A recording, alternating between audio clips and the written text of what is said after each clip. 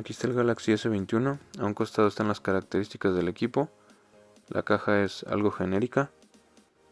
Yo compré este equipo en los recondicionados de Mercado Libre. Vamos a abrirla para revisar qué hay dentro.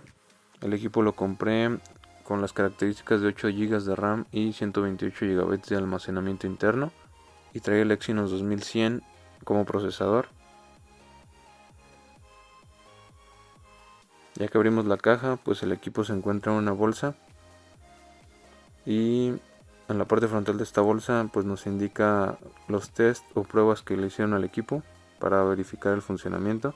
A simple vista pues el equipo no tiene ningún desperfecto, ninguna raya.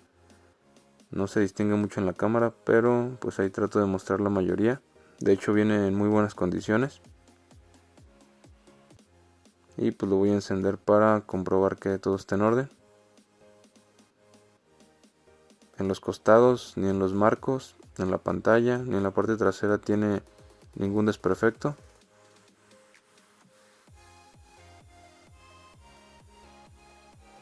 El equipo está liberado, aunque ahí aparece que está con una compañía. Incluye un cable de alimentación de puerto C a puerto C.